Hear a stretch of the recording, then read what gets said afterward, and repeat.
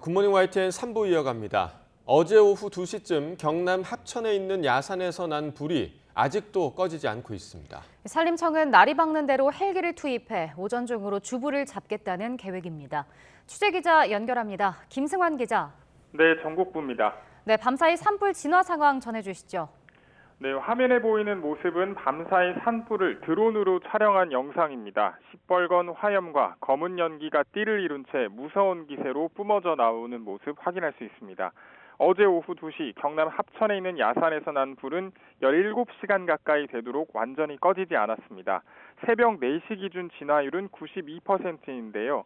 어제 한때 초속 12m의 강풍이 불어서 진화에 어려움을 겪기도 했지만 점차 바람이 잦아들면서 저녁 7시 35%를 기준으로 4시간 만인 밤 11시 진화율이 82%까지 크게 뛰었습니다. 밤사이 산불재난 특수진화대 등 1000여 명이 넘는 인력이 투입됐는데 산림청은 일부 지역이 급경사지대로 막바지 진화에 다소 어려움이 있다고 설명했습니다. 다행히 인명피해는 없었지만 산불 확산 우려에 119가구, 주민 214명이 마을회관 등으로 대피해서 밤을 보냈습니다. 어제 오후 5시 반에 내려진 산불 대응 3단계는 그대로입니다. 산림청은 불이 완전히 꺼질 때까지 현재 대응 단계를 유지한다는 계획입니다. 또 동이 트는 대로 진화 헬기 35대를 띄워서 바람이 약한 오전 안에 불을 잡겠다는 계획입니다. 현재까지 축구장 면적 220여 개에 달하는 면적의 산림이 불에 탄 것으로 추정됩니다. 어떻게 불이 시작된 건지는 아직 밝혀지지 않았는데 산림청은 불이 다 꺼지고 난 뒤 정확한 원인을 조사할 방침입니다. 지금까지 전국부에서 YTN 김승환입니다. 한덕수 국무총리는 경남 합천군 용주면 산불 현장에 가능한 모든 장비와 인력을 동원해 진화에 총력을 기울이라고 지시했습니다. 한 총리는 중앙재난안전상황실 서울상황센터에서 행안부 재난안전관리본부장과 산림청 차장, 합천군으로부터 산불 진화 상황에 대해 보고를 받은 뒤 이같이 주문했습니다. 그러면서 인명과 재산 피해가 발생하지 않도록 주민 대피 등 주민 안전 관리에도 최선을 다해달라고도 당부했습니다. 네, 이처럼 올해도 첫 대형 산불이 발생했습니다. 야간 산불로 이어진 산불의 피해를 줄일 요령을 정혜윤 기자가 알려드립니다. 강풍을 만난 산불은 불티가 한 번에 최대 2km씩 날아갈 수 있습니다. 따라서 산에서 산불을 만나면 불길에 둘러싸일 위험이 큽니다. 안전하게 대피하려면 바람의 방향을 살피는 게 중요합니다. 산불은 바람이 불어가는 쪽으로 번지기 때문에 불을 등지고 바람이 불어오는 방향으로 몸을 피해야 합니다. 불길에 휩싸였다면 이미 타버린 곳이나 숯불이 적은 곳, 도로나 바위 뒤로 몸을 피하는 게 좋습니다. 대피할 여유가 없다면 낙엽이나 나뭇가지 등 탈 것이 적은 곳을 골라 마른 풀을 긁어낸 뒤 엎드려 불길을 피해야 합니다. 주택으로 불길이 다가오면 문과 창문을 닫고 불이 쉽게 옮겨붙지 않도록 집 주위에 물을 뿌려줍니다. 가스나 기름통, 장작은 미리 치워둬야 합니다. 산에 인접한 지역에서는 평소 대피로와 대피 장소를 파악해두는 것이 필요합니다. 등반객도 마찬가지입니다. 등반을 할 경우에 내가 이렇게 이 진행 경로상에 어떤 대피로라든지 또는 그 도로하고 인접한 하산 길들을 확인하는 것도 반드시 필요하겠습니다. 주민대피령이 발령되면 당국의 안내에 따라 지체 없이 대피해야 합니다. 연기가 많다면 마스크나 젖은 수건으로 입과 코를 가리면 피해를 줄일 수 있습니다. YTN 정혜윤입니다.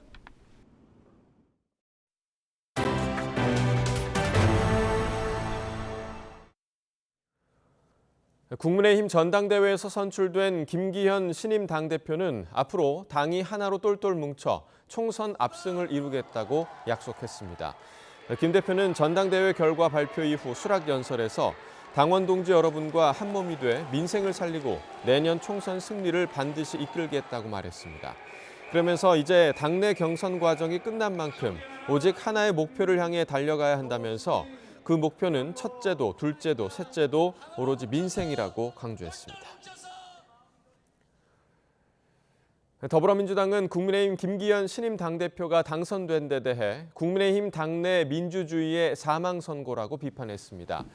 더불어민주당 안호영 수석대변인은 브리핑에서 대통령실이 정한 시나리오대로 김 후보가 당대표로 선출된 것은 당연한 수순이라며 이같이 밝혔습니다.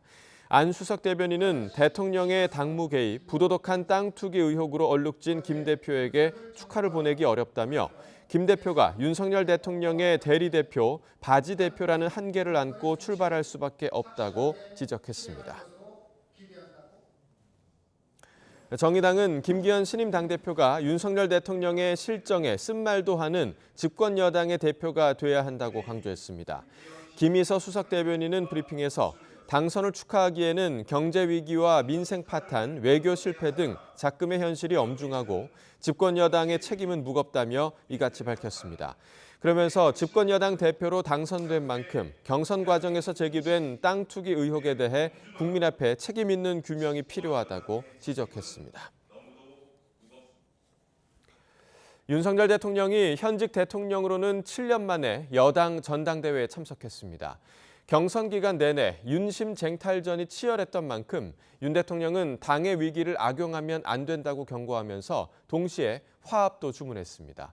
윤 대통령의 축사 주요 발언 들어보겠습니다.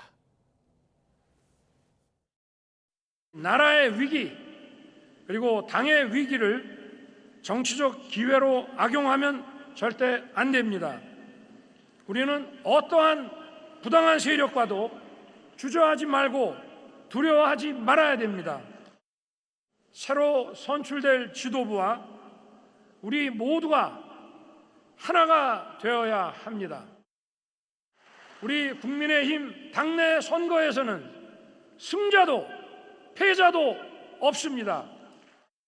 우리 당 구성원 모두 첫째도 국민, 둘째도 국민, 셋째도 국민만을 생각하고 함께 전진해야 합니다. 북한 김정은 국무위원장이 핵무기를 독재 정권을 보장하는 수단으로 보고 있어서 절대 포기하지 않을 거란 미 정보당국의 분석이 나왔습니다. 또 핵실험을 준비하며 핵 역량을 강화하는 북한이 미국과 동맹에 중대한 위협이 될 것으로 관측했습니다. 워싱턴에서 권준기 특파원이 전해드립니다. 미국 국가정보국이 내놓은 연례 위협평가 보고서는 북한이 핵을 비롯한 대량 살상무기 역량을 더욱 키울 것으로 전망했습니다. 핵무기를 국가안보체계의 중심에 두고 미국과 동맹을 겨냥한 핵과 재래식 무기 역량을 강화할 거라는 겁니다. North Korea similarly remains a proliferation concern as it continues its efforts to steadily expand and enhance its nuclear and conventional capabilities, targeting the United States and our allies periodically. 보고서는 북한 김정은 국무위원장이 핵무기와 대륙간 탄도미사일을 독재 정권을 보장하는 궁극적 수단으로 보고 있어 포기하지 않으리라고 내다봤습니다. 또 시간이 지나면 국제사회가 북한을 핵 보유국으로 인정할 것으로 생각한다고 평가했습니다. Using aggressive and potentially destabilizing actions to reshape the regional security environment in its favor and to reinforce its status as a de facto nuclear power. 미 국가정보국은 군 현대화 목표로 전술핵 작전을 공표한 북한이 핵실험을 준비하고 있는 것으로 분석했습니다. 또 핵 탑재가 가능한 미사일 프로그램으로 한국군과 미군의 전략적 우위를 확보하려 한다며 미사일 방어체계 MD를 무력화할 정도의 미사일을 개발하는 데 우선순위를 두고 있다고 관측했습니다. 그러면서 미사일의 기술 목표 달성 여부를 확인하기 위해 ICBM을 비롯한 미사일 시험 발사를 계속 이어갈 것으로 전망했습니다. 지난해 9월 한미연합훈련 시기에 맞춰 도발 횟수를 늘린 점에 주목하며 북한이 한미연합훈련 빈도와 규모를 줄여 동맹이 약화하길 바란다고 지적했습니다. 올해 보고서에는 특히 북한의 사이버 역량에 대한 분량이 늘었습니다. 사이버 전력이 강화돼 가상화폐 탈취뿐 아니라 핵심 인프라를 공격할 정도의 전문성을 보유하고 있다고 평가했습니다. 워싱턴에서 YTN 권윤기입니다. 한일 정부가 다음 주 후반 도쿄에서 열리는 한일 정상회담에서 양국 정상이 정기적으로 왕래하는 셔틀 외교의 재개를 확인하는 방향으로 조율에 나섰다고 일본 요미우리 신문이 보도했습니다. 요미우리는 셔틀 외교가 재개되면 12년 만으로 관계 개선의 상징적 조치가 될 것이라고 전했습니다. 이어 복수 관계자들을 인용해 셔틀 외교를 재개하는 데 한일 정부가 의견을 일치한다면 기시다 총리도 첫 방안을 위한 조율에 들어갈 것이라고 설명했습니다. 이와 함께 한일 정상회담에서는 북한의 정세를 바탕으로 한미일의 안보 협력 강화의 뜻을 맞추고 경제 협력과 인적 교류도 의제가 될 것으로 전망했습니다. 미국 정부가 한국과 일본 양국 정부의 핵 억제력과 관련한 새로운 협의체 창설을 타진했다고 요미우리 신문이 보도했습니다. 요미우리 신문은 미국의 핵 전력에 관한 정보 공유를 강화하는 새 한미일 협력체 창설이 핵 우산을 포함한 미국의 확장 억제에 대한 한일의 신뢰성을 확보하고 핵 억제력 관련 협조를 강화하려는 의도라고 전했습니다. 현재 확장 억제와 관련해 한미, 미일 간에 각각 협의체가 구성돼 있는데 미국은 한미일 3자 협의체를 새로 만들어 양자 협의체보다 격을 높이고 핵 억제 관련 논의를 심화하며 미국의 핵 전력에 관한 공유를 강화한다는 구상입니다. 우리 정부가 중국을 견제하는 외교협의체 쿼드의 실무그룹 참여를 빠르게 추진하겠다고 밝혔습니다. 정식 가입을 향한 전 단계인 셈인데 이에 대해 중국은 참여하지 말라며 강한 반감을 드러냈습니다. 보도에 이경아 기자입니다. 대선 직후 당시 윤석열 당선인은 미국, 일본 등 주요국 정상과 잇따라 통화했습니다. 이때 중국은 빠지고 호주, 인도 총리와 먼저 인사를 나눴습니다. 중국을 견제하는 외교협의체 쿼드 회원국 정상과 모두 통화한 겁니다. 미국을 방문한 정부 고위 당국자는 기자들을 만나 쿼드 실무그룹 참여에 속도를 내겠다고 말했습니다. 윤 대통령이 대선 후보 시절 실무그룹 참여부터 시작해 기회가 생기면 쿼드에 정식 가입하겠다는 뜻을 밝혀왔다는 겁니다. 구체적으로는 당시 외교안보 공약에 언급된 쿼드 산하 백신과 기후변화, 신기술 분야 실무그룹이 대상이 될 것으로 보입니다. 미국이 한국의 쿼드 참여를 기대해온 만큼 본격적으로 활동을 시작하면 한미 동맹도 한층 강화될 것으로 정부는 보고 있습니다. 악화한 한일 관계 속에 한국의 참여에 부정적이던 일본이 강제동원 해법 발표 후 어떤 입장을 보일지도 지켜봐야 할 대목입니다.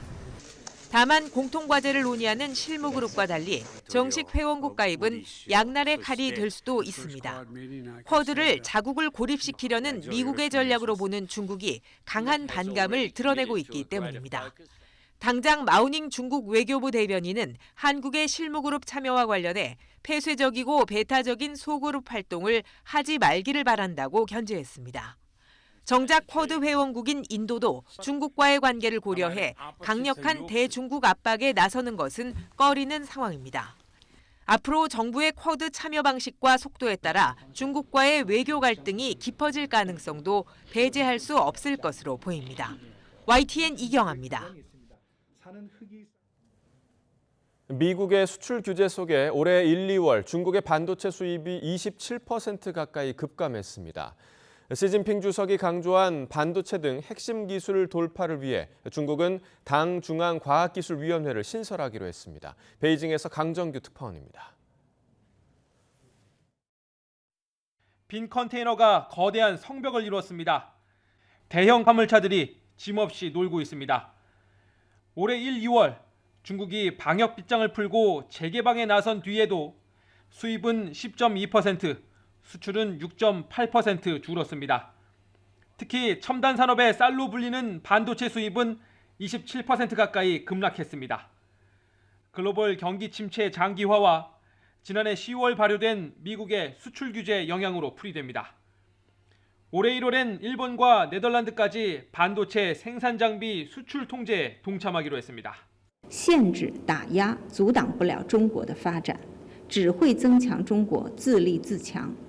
중국은 2025년까지 반도체 자급률 70%를 달성하겠다는 목표를 세웠지만 지난해 자급률은 25%에 그쳤습니다.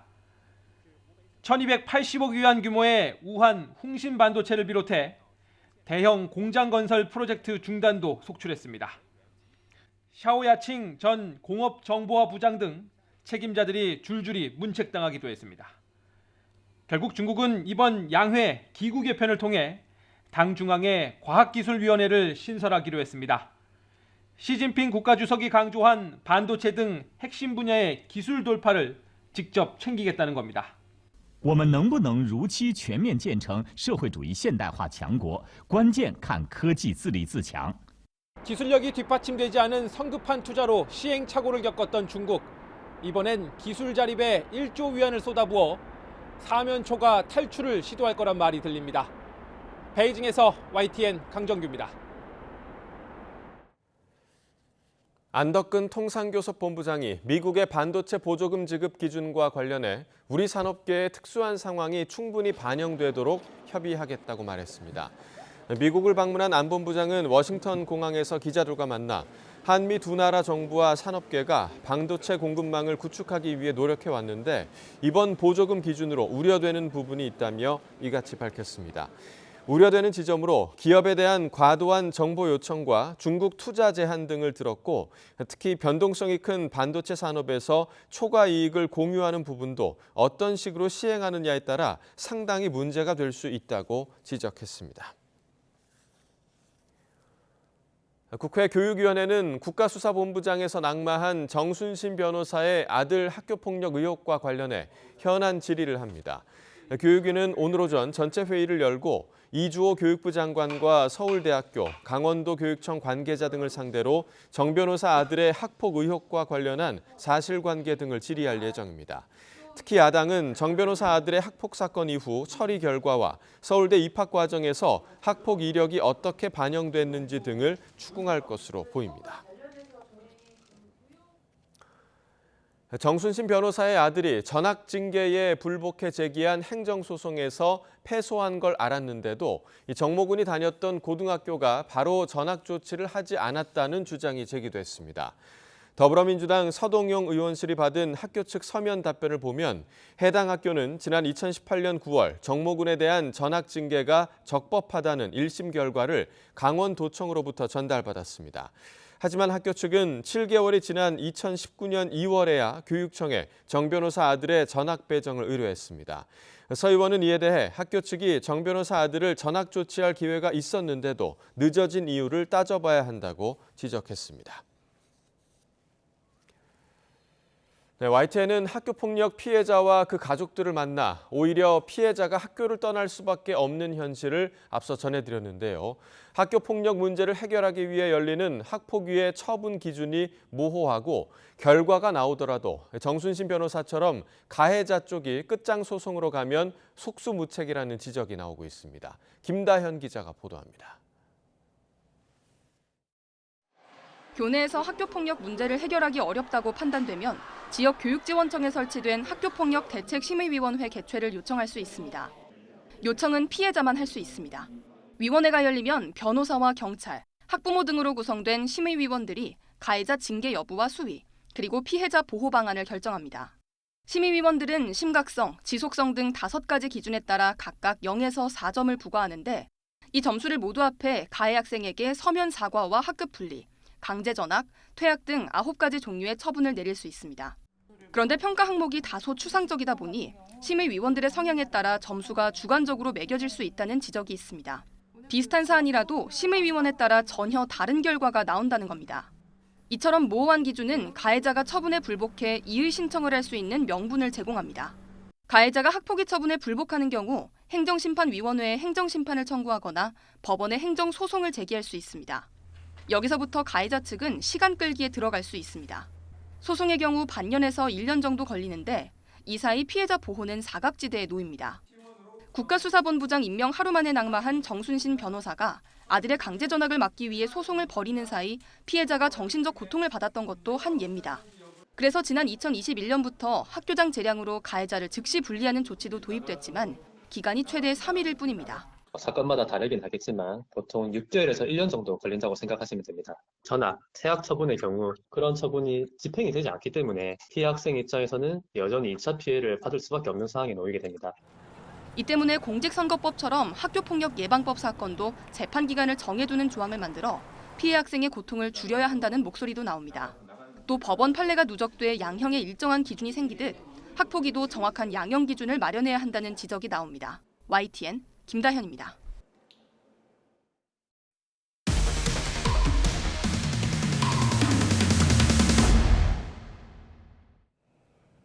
대형 화재가 발생했던 인천 현대시장에 초기 진화에 필수적인 소화전 일부가 없었던 것으로 YTN 취재 결과 확인됐습니다. 인근 재개발 공사로 기존에 있던 소화전을 없앤 뒤 5개월 동안 설치하지 않았는데 상인들은 소화전이 없어서 화제를 키웠다고 주장합니다. 윤성훈 기자가 단독 보도합니다. 현대시장 상점 곳곳이 시커멓게 타들어간 채 주저앉았습니다. 특히 야채 가게들이 모여있는 부근에 피해가 집중됐습니다. 이곳 주변을 직접 둘러봤습니다. 이상하게도 화재 현장에서 불과 10m가량 떨어진 소화전 자리가 콘크리트로 메워져 있습니다. 이전에는 이곳에 소화전이 있었습니다. 소화전은 물을 공급하기 위해 소방호스를 연결하는 시설물로 초기 진화에 매우 중요합니다.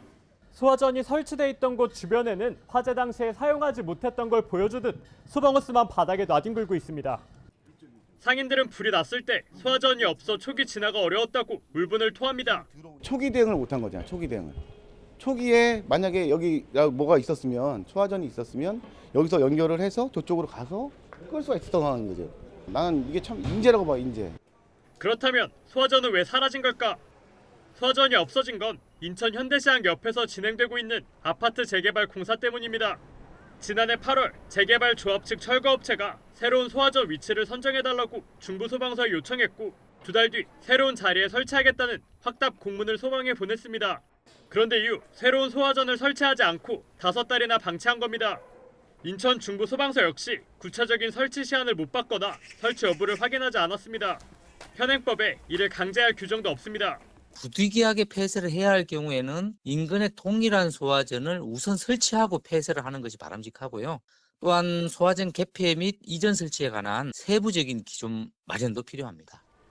화재 사고에 있어 소화전은 생명줄과도 같습니다. 있어야 할 곳에 없다면 그만큼 피해가 걷잡을 수 없이 커질 수도 있습니다. YTN 윤성훈입니다. 계열사를 부당하게 지원하고 회사 돈을 사적으로 쓴 혐의를 받는 조현범 한국타이어 회장이 구속됐습니다. 서울중앙지방법원은 200억 원대 횡령 배임과 공정거래법 위반 혐의를 받는 조 회장에게 증거를 없앨 염려가 있다며 구속영장을 발부했습니다.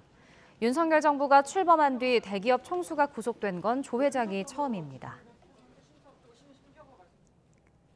3.1절에 한 세종시 주민이 일장기를 걸었다가 논란을 불러왔는데요. 이후로도 유관순 열사가 절도범이라고 주장하거나 소녀상 철거 집회에 참석하는 등의 비판적 여론을 자극하는 행동을 이어갔습니다. 현직 목사라는 이 주민을 한동호 기자가 직접 만나봤습니다. 3.1절 당일 아파트에 일장기를 걸었다가 호된 비판을 받은 이정우 목사. 회사 사무실에도 커다란 일장기를 걸어놨습니다. 다른 사무실엔 세로형과 족자형 태극기 3개도 있습니다. 3.1절 집에 일장기를 걸었던 이유 이렇게 설명합니다. 좀 우호적으로 갔으면 하는 마음에 일장기를 흰오마루를 개항을 했고요. 다른 집들도 이제 태극기를 달고 함으로써 같이 일장기가 좀 어우러지는 상황을 저는 사실 생각을 했습니다. 그래서 뭔가 화해와 평화의 상징 이렇게 좀 생각을 했었는데 일본군 위안부는 사기고 소녀상도 철거해야 한다는 보수단체 집회에도 참석한 이유를 묻자 맞는 부분이 있다고 생각했다면서 근거 자료가 더 필요하다고 말했습니다. 유관순 열사가 실제로는 절도범이었다는 말도 했는데 이에 대해선 아직 공부하는 중이라 숙고해보겠다고 했습니다.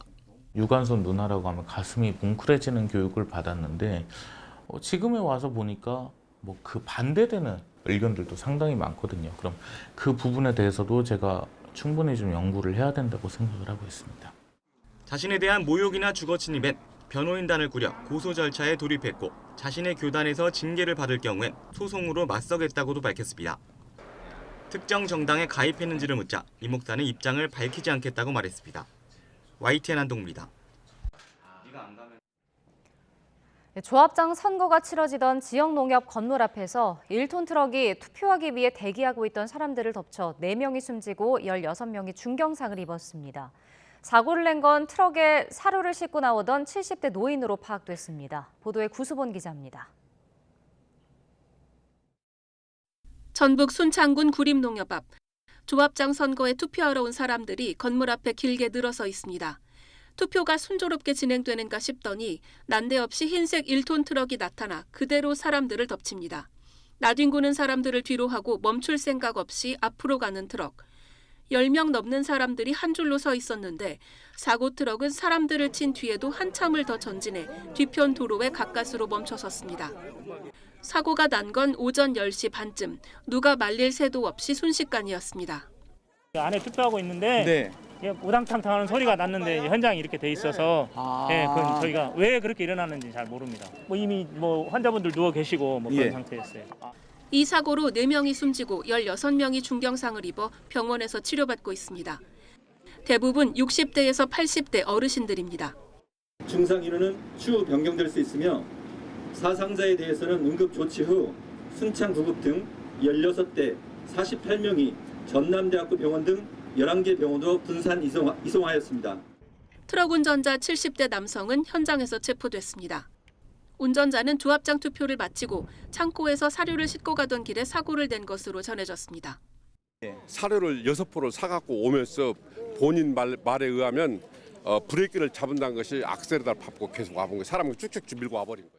경찰은 운전자 진술과 CCTV 영상으로 정확한 사고 경위를 조사하고 있습니다. YTN 구스본입니다. 네, 이번 사고는 일단 고령 운전자의 운전 미숙 때문에 발생한 것으로 추정되고 있습니다. 그런데 조합장 선거 투표장이 붐비면서 밖으로 긴 대기줄이 만들어졌는데 하필 이때 사고가 나서 피해가 더 커졌습니다. 오점곤 기자입니다. 브레이크를 밟아야 하는데 잘못 알고 가속 페달을 밟았다고 진술한 사고 트럭 운전자. 74살 할아버지인데 평상시에도 차를 잘 몰고 다녔고 운전면허 적성 검사를 받은 지도 얼마 안 된 상태인 것으로 확인됐습니다.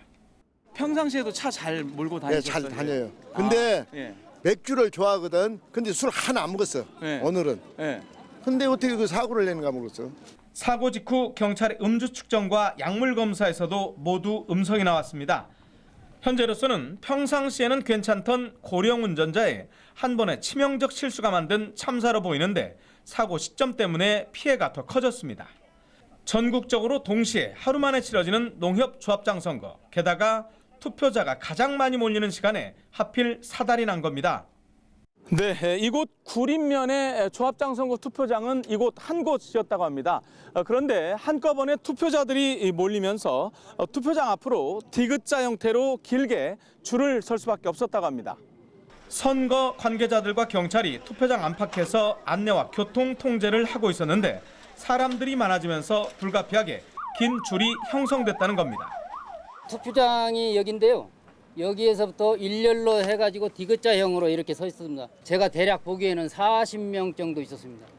사망자를 포함해서 20여 명의 주민들이 한꺼번에 변을 당한 상황을 지켜본 터라 시골 마을의 깊은 슬픔은 쉽게 가라앉지 않을 것으로 보입니다. YTN 오점곤입니다. 어제 오전 11시 10분쯤 충남 당진시 현대제철부도에서 접안 중이던 4만 3천 톤급 상선 기관실에 물이 들어온다는 신고가 접수됐습니다. 사고 선박에 22명이 타고 있었지만 다친 사람은 없었으며 현재 배수 작업이 이뤄지고 있습니다. 해경은 작업을 마친 뒤 정확한 원인을 조사할 방침입니다. 어제 새벽 3시쯤 경기 과천시청 3층에 있는 관제센터 기계실에서 불이 나 30여 분 만에 꺼졌습니다. 다친 사람은 없었지만 과천시 관내 방범용 CCTV 800여 대 가운데 100여 대 통신 연결이 끊겼다가 5시간 만인 아침 8시쯤 모두 복귀도 했습니다. 소방당국은 정확한 화재 원인을 조사하고 있습니다.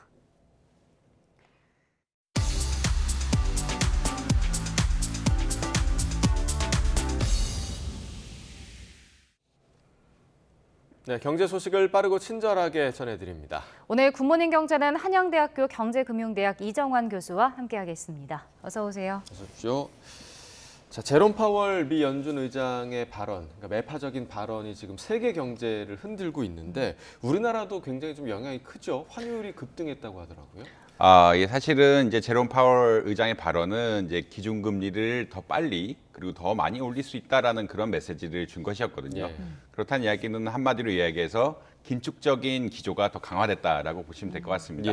이렇게 미국이 긴축적인 기조가 강화됐다라고 이야기하면은 가장 직격탄을 맞는 데가 환율이거든요. 사실은 환율이란 것은 근본적으로 양국의 금리차, 미국의 금리가 높으면 높을수록 미국 달러화의 가치가 올라가고 한국의 금리가 높아지면은 뭐 한국의 원화의 가치가 올라가면서 이런 여러 흔히 말하는 조절 작용이 있는데 이제 미국 기준금리가 더 올라가게 되고 상당 기간 높은 수준을 유지할 것이라는 이런 기대가 생기면서 결국 22원 정도 급등했죠. 사실 최근에 1,320원대 갔다가 1,296원대 떨어졌다 다시 올라간 것이거든요. 결국 이게 기대감이 왔다 갔다 하면서 근데 어제 파월 의장의 사실은 그저께 파월 의장의 발언이 어떻게 보면은 우리나라 기준금리 정책에 대한 이런 것들 시사하면서 결국 환율이 많이 올라갔다고 보시면 될 것 같고요.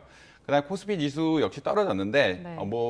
어제 아침에 뉴스 보신 분들 알겠지만 미국 주가 지수가 많이 빠졌습니다. 결국 기준금리가 올라가게 되면은 사람들이 자산 배분을 할 때 결국 채권하고 주식을 투자해야 되는데 채권의 매력도가 굉장히 올라가는 이런 상황이 발생하죠. 아무래도 수요가 채권으로 몰릴 수밖에 없고요. 특히나 기술주 같은 경우에는 미래 수익이 중요한데 이런 것을 할 때 흔히 말하는 할인율이라고 이야기하는데 할인율 같은 것들이 높아지면서 뭐 주가가 하락할 수 있는 이런 계기가 마련됩니다. 결국 이런 전반적으로 봤을 때 이런 영향이 우리나라 시장에도 영향을 미쳐서 결국 환율이 올라가게 되고 주가가 하락하게 되는 이런 상황이 발생했다라고 보시면 될 것 같습니다. 네. 그리고 지금 또 미국 국채 장단기 금리 역전폭이 42년 만에 최대치를 기록했는데 그 장단기 금리가 역전되면 통상 경기 후퇴 신호다라고 이 얘기를 하잖아요. 그 이유가 뭔가요? 사실은 이게 일반적인 경우랑 지금 경우가 약간 다르다는 걸 먼저 말씀드려야 되고요. 일반적으로 장단기 금리가 역전된다라고 하는 것은 크게 봤을 때 지금 경기가 좋아서 금리를 굉장히 많이 올려놓고 근데 향후 경기가 나빠지면은 어떻게 보자면 금리가 떨어질 것이라는 기대 때문에 결국은 장기 금리가 단기 금리보다 내려가는 현상들이 발생합니다. 사실 일반적으로 봤을 때는 돈을 빌려줄 때 장기로 빌려주는 걸 싫어하죠. 싫어한다는 이야기는 장기 금리가 그러니까 빌려준 사람들이 싫어하기 때문에 장기로 빌려서 돈을 더 많이 내야 된다는 이야기거든요. 그래서 일반적으로 봤을 때는 단기 금리보다 장기 금리가 높은데 아무래도 이제 시장 상황, 기준 금리 같은 것들을 봤을 때 내년이나 내후년 그리고 5년 뒤, 10년 뒤 이렇게 금리를 예측해 보면은 경기가 하강할 것이기 때문에 이에 따라서 적절한 통화 정책을 쓸 것이고 이에 따라서 금리가 낮아질 것으로 예측된다라 그러면 단기 금리에 비해서 장기 금리가 낮아지는 현상이 발생합니다. 근데 지금 단기 금리가 장기 금리보다 높아지는 현상은 사실 기준 금리를 굉장히 빨리 올리면서 그렇다라고 보시면 될 것 같고요. 원래 일반적으로 봤을 때는 경기가 좋았을 때 금리가 일반적으로 높고 근데 경기가 하강하면서 금리가 낮기 때문에 장단기 금리 현상이 발생하는데 지금은 경기가 좋지 않은데 인플레이션 잡기 위해서 금리를 굉장히 빨리 오르고 있고 향후 아무래도 이제 어떻게 보면은 이제 경기 후퇴가 어느 정도 진정이 되고 그러니까 흔히 말하는 정상적인 통화 정책을 쓸 수 있다면 금리가 내려갈 것이기 때문에 장단기 금리 현상, 역전 현상이 발생했다라고 보시면 될 것 같습니다. 근데 어찌 됐든 뭐 지금 상황상 스토리가 보통 다르긴 하지만 지금 상황에서도 이제 경기가 후퇴할 것을 예측하고 후퇴함에 따라서 금리를 낮출 것으로 예측했다라는 이런 이야기이기 때문에 장단기 금리 역전 현상이 일부 어떻게 보자면 경기 후퇴를 예측하고 있다라고 보시면 될 것 같습니다. 네. 자, 계속해서 이제 파월 의장의 입에 이제 관심이 쏠리고 있는데 오늘 또 하원 청문회에서 뭔가 그 발언을 수습하는 듯한 이야기를 했더라고요. 아직 결정된 건 아무것도 없다. 금리와 관련해서.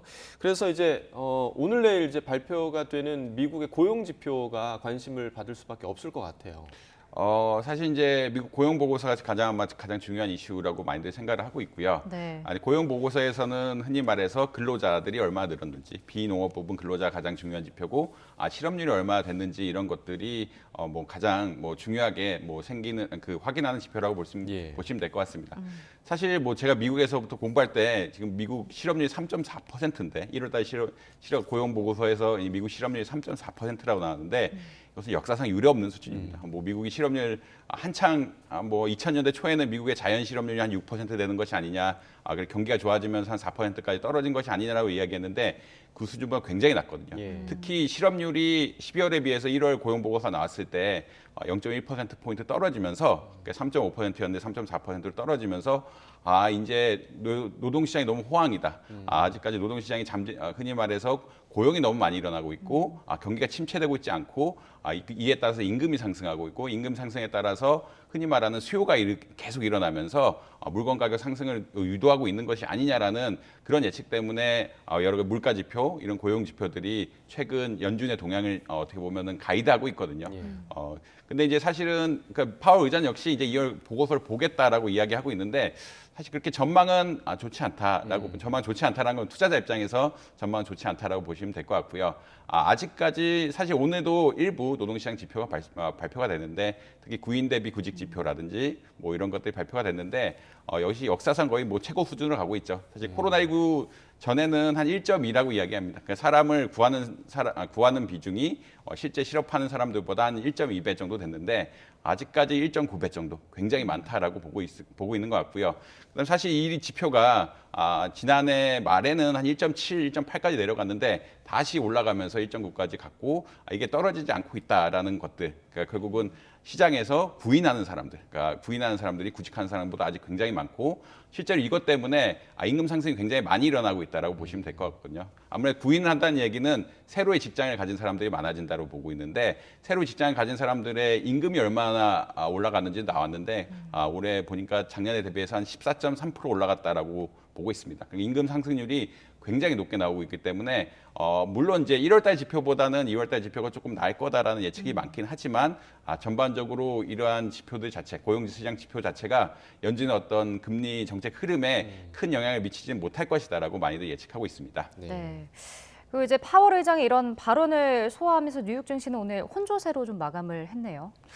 사실 이게 뭐 보통 주식이란 것은 뉴스에 바로 반영하기 때문에 오늘 뭐 추가적으로 파월 의장이 빅스텝을 더 가겠다라는 메시지를 강력하게 보였으면은 사실 이것에 따라서 긴축 정책에 대한 기대감이 형성이 되고 어떻게 보면 빅스텝에 대한 가능성이 올라가고 장기 금리 같은 것들이 올라가게 되면서 주가가 더 많이 하락했을 거라고 예상을 하지만 오늘은 사실은 뉴스 자체는 뭐 흔히 말하는 모더레이트 중간적인 뉴스였고요. 그다음에 이제 아무래도 금요일에 발표되는 고용 지표가 가장 중요하다 보니까 주가 자체가 그렇게 크게 움직이지 않는 보합세를 보였다라고 많이 예측을 하고 있습니다. 결국은 어제 많이 빠졌고 그다음에 오늘 흔히 말하는 큰 뉴스가 없고 그다음 금요일에 뉴스가 중요한 것이 나오기 때문에 그것을 보면서 아마 주가가 크게 변하지 않을까라고 많이들 예측하고 있습니다. 네, 고용 지표를 좀 봐야겠고요. 자, 국내 소식도 좀 알아보겠습니다. 정부에서 이 청년층의 자산 형성을 돕기 위해서 청년 도약 계좌 이런 계좌를 6월에 출시하겠다 이렇게 밝혔습니다. 이게 구조가 보니까 매월 최대 70만 원 정도를 내면 정부가 한 달에 기여금을 좀 지원하는 그런 제도더라고요. 예, 맞습니다. 일종의 뭐 서민금융이라 보통 이야기를 하는데 흔히 말해 소득이 좀 작거나 혹은 나이대 때문에 자산 형성이 어려운 어떤 청년 계층에 대해서 지원을 해주는 정책이라고 보시면 될 것 같고요. 그렇지만 이제 그렇기 때문에 혜택을 모두 다 받을 수는 없습니다. 가드소득 중위 180%라고 하는데 사실 이 정도 금액은 사실 크거든요. 가드소득 중위가 뭐 4인 가구 기준 한 600만 원대 정도 되기 때문에 한 1,000만 원까지 거의 가는 수준이기 때문에 가입 대상 거의 다 아마 될 거다라고 보시면 될 것 같고요. 그렇지만 이제 연소득 같은 것들 기준이라든지 나이 기준 특히 이제 사실 장년층들이 나이 기준 너무 청년만 도와주는 거 아니냐라는 이야기가 나올 정도로 나이 기준이 요새 많이 들어가고 있는데 나이 기준이 뭐 18세부터 34세까지 이게 정해져 있어가지고 모두 다 받을 것은 아니다라고 일단 말씀드릴 수 있겠습니다. 일단 혜택 차원에서는 두 가지가 있는데 매칭하고 뭐 흔히 말하는 비과세 혜택. 세금을 안 내는 혜택이라고 보시면 될 것 같고요. 매칭이란 것은 결국 어떤 의미냐? 청년이 흔히 말해서 자산을 쌓기 위해 혹은 저축을 하기 위해 돈을 모으면 정부에서 일정 부분 지원을 해준다라고 보시면 될 것 같습니다. 지금 70만 원까지 부을 수 있는데 최대한 24,000원, 매월 24,000원까지 지급을 할 수 있다라고 이야기를 하고 있고요. 그렇지만 이제 금액에 따라서 그리고 지금 소득 기준에 따라서 이 정부가 얼마나 자금을 지원해주는 금액 자체는 조금씩 바뀔 수 있다라고 보시면 될 것 같고요. 그다음에 그 이후, 그러니까 소득이 어느 정도 일정 이상 되는 그러한 청년 계층에 대해서는 흔히 말해서 이자 소득에 대해서는 보통 세금을 떼는데 그런 것에 대해서 비과세를 해주면서 실질적인 수익률을 높여주고 이에 따라 장기적으로 자산 형성을 돕고 미래에 건전한 금융생활을 할 수 있게 도와주자는 그런 취지의 제도라고 보시면 될 것 같습니다. 네. 자, 마지막 소식은 SM 엔터테인먼트 경영권 소식인데요. 이제 카카오가 승부수를 던졌습니다. 공개 매수하기로 했는데 어제 SM 주가가 장중 16만 원을 돌파하기도 했죠. 사실은 카카오가 제시한 금액은 어제 15만 원이었죠. 15만 원에 이제 실제로 공개 매수를 하고 있고요. 카카오는 이미 15만 원에 공개 매수를 하겠다라고 이야기를 하고 있어서 지분을 산다. 이게 금액이 상당한데 지분을 15만 우리는 흔히 말하는 경영권을 확보하기 위해서 시장 가격과 상관없이 15만 원에 모든 주식을 사겠다라고 이야기하고 있습니다. 근데 이제 왜 15만 원보다 더 올라갈 수 있느냐? 하이브가 그 카카오의 15만 원을 넘어서 18만 원에 살 수도 있다라는 그런 루머들이 조금 돌았거든요. 네. 그러니까 이제 결국은 카카오하고 하이브하고 이제 어떻게 보면은 SM 지분을 놓고 경영권 싸움을 하고 있는데 카카오가 15만 원을 제시하자 하이브가 18만 원이라는 좀 더 높은 금액을 한다는 건 아니고 할 수 있다라는 루머들이 퍼지면서 그렇다 그러면 시장의 가격들이 올라가야 되는 것이 아니냐. 우리가 평가했을 때는 카카오가 평가하기엔 15만 원인데 흔히 말해 하이브가 평가하면 18만 원까지도 갈 수 있다 그러면 우리가 18만 원으로 팔 수 있는 기회가 생기면서 주가가 더 올라가는 게 아니냐라는 그런 의견이 펼쳐지긴 했습니다. 그럼에도 불구하고 아마 하이브가 안 갈 것이라는 의견도 많고요. 왜냐하면 15만 원만 해도 이미 흔히 말해서 하이브가 상장할 때 밸류에이션이라고 이야기하는데 수익 대비 시장 가치, 주가의 시장 가치 대비에 거의 비슷한 수준이거든요. 그것에 한 20%를 더 준다고 하는 것은 사실은 어떻게 보면 너무 고가치평가, 가치평가 높게 이루어진 것이 아니냐라는 의견들이 많이 퍼지면서 결국은 뭐 18만 원까지 안 가겠다라는 또 의견도 사실 많이 나오고 있습니다. 그래서 지금 굉장히 어떻게 보면 혼란을 보이고 있는데 하이브나 카카오나 큰 틀에서는 지분을 많이 가져감으로써 경영권을 확보하려고 하고 있고요.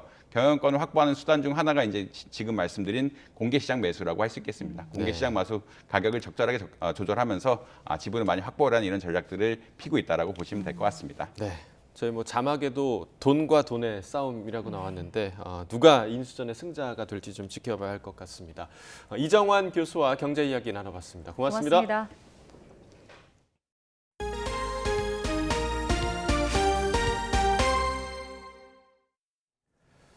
네, 지난해 9월에 발생한 발트의 노르트 스트림 가스관 폭발을 놓고 누구의 소행인지 주장이 난무하고 있습니다. 앞서 미국이 가스관을 폭파했다는 주장이 나오자 이번엔 미국이 친우크라이나 세력이 가스관을 폭파했다고 책임을 돌렸습니다. 보도에 임수근 기자입니다. 지난 2월 미국 탐사보도 기자 시모 허시는 폭탄 주장을 내놨습니다. 러시아와 독일을 잇는 해저 가스관인 노르트 스트림을 폭파한 주체가 미 해군이라는 것입니다. 그는 소식통을 인용해 지난해 6월 해군 잠수사들이 폭탄을 설치했고 3개월 뒤인 9월 노르트 스트림 1, 2 가스관 4개 중 3개를 폭파했다고 주장했습니다. They were always afraid of Russia using the natural gas as a weapon, as a political weapon. That as long as Germany relied on national gas, that was a problem.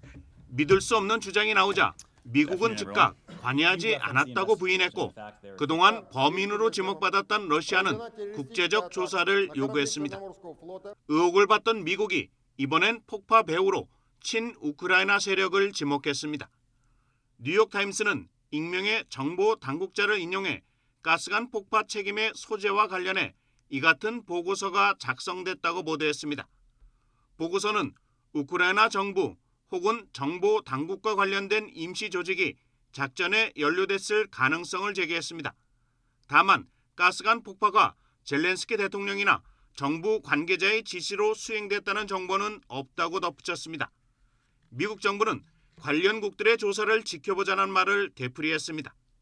Our German allies, our Swedish and Danish partners as well. They've opened investigation into what has happened.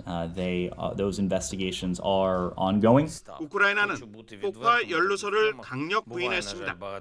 우크라이나 대통령 고문은 우크라이나는 가스관 관련 월권 행위에 절대 연루되지 않았다며 그런 주장은 전혀 말이 안 된다고 밝혔습니다. 가스관 폭파의 배후가 러시아에서 미국, 우크라이나로 옮겨다니면서 실체적 진실에선 더욱 멀어지게 됐습니다. YTN 임수근입니다. 북대서양조약기구 나토는 우크라이나 동부 격전지 바흐무트가 머지않아 러시아에 함락될 수 있다며 신속한 추가 지원 필요성을 강조했습니다. 옌스 스톨텐베르그 나토 사무총장은 최근 러시아가 더 많은 병력을 투입하고 있다며 바흐무트가 결국 러시아에 함락될 가능성을 배제할 수 없다고 말했습니다. 스톨텐베르그 사무총장은 또 노르트 스트림 가스관 폭파에 친우크라이나 세력이 관련됐다는 외신 보도에 배후가 아직 확인되지 않았다며 관련 국가들의 조사가 진행 중인 만큼 결론이 날 때까지 기다리는 것이 맞는다고 생각한다고 설명했습니다. 이란에서 여학생들을 대상으로 한 독성 물질 공격 사건의 용의자들이 속속 검거되고 있습니다. 경찰은 반정부 테러라고 규정하며 넉 달 만에 사태 진정에 나서지만 늑장 대응으로 원성을 사고 있습니다. 조용성 기자가 보도합니다. 이란 경찰이 동북부 보즈노르드의 학교에서 일어난 독가스 공격 사건 용의자를 붙잡았습니다. 공격에 사용한 물질을 파는 상점 주인도 조사 중입니다. 하루 전 5개 주에서 용의자 여럿을 체포한 데 이은 추가 검거입니다. 수사당국은 검거된 용의자들이 학교와 사회에 혼란을 일으키고 이슬람공화국의 신성한 체제를 무너뜨리기 위해 범행했다고 밝혔습니다. صدد هراس‌افکنی، اضطراب و اخلال در نظام آموزشی کشور هستند. موضوع رو بسیار بزرگتر از اون چیزی که هست دارن منعکس میکنند. بعضی‌ها هم در داخل 용의자들이 속속 검거되고 있지만 수사당국을 향한 국민 눈초리는 따갑기만 합니다. 지난해 11월부터 연이은 독가스 공격으로 수많은 여학생이 피해를 봤지만 정부 대응은 미적거리기 일쑤였기 때문입니다. 사건 초기 정부는 의도적인 공격 가능성을 일축하며 난방기 사용과 대기오염 때문이라고 주장하다가 뒤늦게 수사에 나섰습니다. 정부의 늑장 대응을 비판하는 언론과 개혁 성향 인사들을 소환해 조사하는 등 탄압도 이어지고 있습니다. 결국 이란 최고 지도자가 엄단을 주문한 지 하루 만에 첫 검거가 발표됐습니다. مسئله مهمی است. اگر واقعا دست‌هایی در کار باشه و افرادی گروه‌هایی در این زمینه دخالت داشته باشن این جنایت بزرگ و غیر قابل اغماضی است. 이란의 한 국회의원은 지금까지 230여 곳의 학교에서 학생 5천 명이 피해를 봤다고 집계했고 이란 인권단체는 피해자 수가 7천 명을 넘은 것으로 보고 있습니다. YTN 조용성입니다.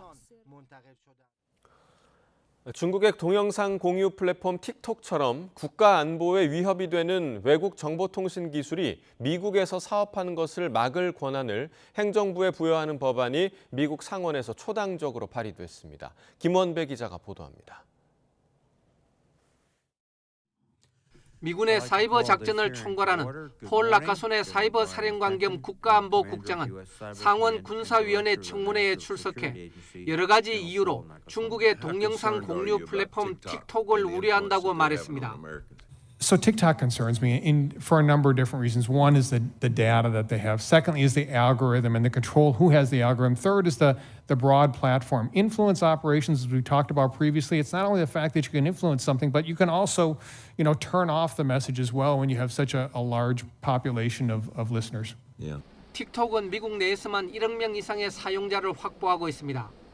백악관은 지난달 연방기관들을 대상으로 틱톡을 30일 내 정부 기기에서 모두 제거하라고 명령했습니다. 상원 외교위원회는 지난 1일 틱톡을 미국에서 사용하지 못하도록 조 바이든 대통령에게 권한을 부여하는 법안을 통과시켰습니다. 이는 미국 의회가 2023 회계년도 연방정부 예산안에서 연방정부 소유 모바일 기기에서 틱톡 사용을 전면 금지한다는 내용을 포함시킨 데 따른 후속 조치입니다. 이런 가운데 상원 의원 12명이 틱톡처럼 국가안보에 위협이 되는 외국 정보통신 기술이 미국에서 사업하는 것을 막을 권한을 상무장관에게 부여하는 법안을 초당적으로 발의했습니다. 법안을 발의한 상원 정보위원회의 마크 워너 위원장은 틱톡 전에도 미국의 통신망을 위협하는 화웨이와 중싱통신이 있었고 그전에는 정부와 기업 장비의 보안을 위협한 러시아의 카스퍼스키 랩이 있었다고 밝혔습니다.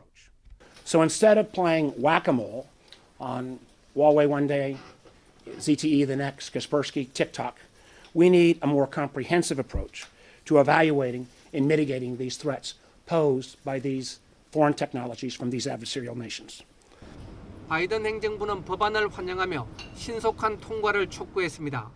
제이크 슬리번 백악관 국가안보보좌관은 성명에서 이 법안은 미국 정부의 특정 외국 정부가 미국에서 운영하는 기술 서비스를 악용해 미국인의 민감한 정보와 국가안보에 위험이 되는 것을 막을 권한을 부여할 것이라고 밝혔습니다. YTN 김원배입니다. 정부가 강진 피해를 본 튀르키예의 이재민 임시거주촌 조성을 지원하기 위해 긴급구호대 3진을 파견합니다. 정부는 외교부 청사에서 제3차 민관합동 해외긴급구호협의회를 열고 대한민국 해외긴급구호대 3진으로 임시재해복구를 위한 사업조사단 파견을 의결했습니다. 정부는 지속가능한 이재민 임시거주촌을 위해 민간과 함께 1,000만 달러, 우리 돈 130억 원 규모의 재원을 마련한 뒤 임시주택 500여 동을 짓고 사회복지나 기초직업훈련 등도 지원할 계획입니다.